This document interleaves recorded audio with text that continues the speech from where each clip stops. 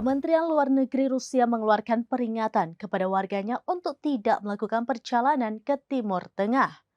Terlebih di daerah konflik dengan resiko keamanan seperti di Israel, Lebanon, dan wilayah Palestina yang diduduki Zionis. Peringatan tersebut juga sebagai antisipasi serangan balas dendam Iran ke Israel yang diduga tinggal hitungan hari.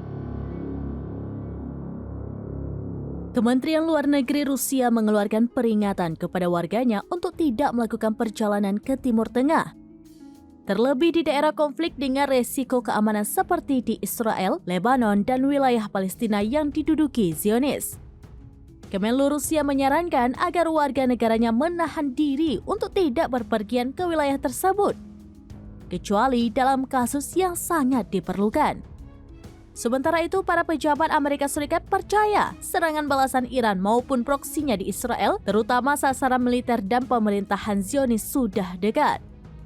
Mengutip Bloomberg News via Serambi News, pada Jumat 12 April 2024, beberapa sumber yang tidak disebutkan namanya mengatakan potensi serangan Iran mungkin terjadi dalam beberapa hari mendatang.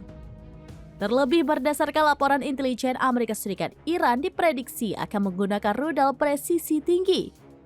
Oleh sebab itu, Israel kini menerapkan status siaga tinggi sejak pekan lalu akibat ulahnya sendiri yang nekat melakukan penyerangan melalui udara ke konsulat Iran di ibu kota Suriah, Damaskus.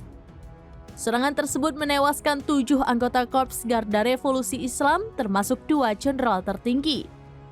Menanggapi serangan brutal Israel itu, Teheran telah berjanji untuk membalas dendam hingga membuat Zionis menyesal.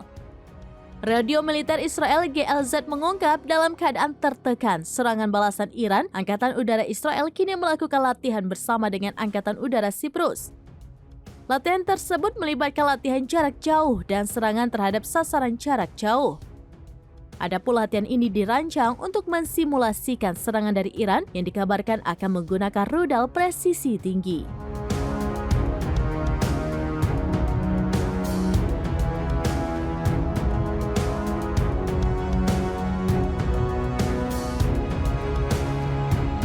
Demikian informasi terkini Syedar Alun. Saksikan terus beragam informasi lainnya. Jangan lupa like dan share seluruh akun serambinews.com.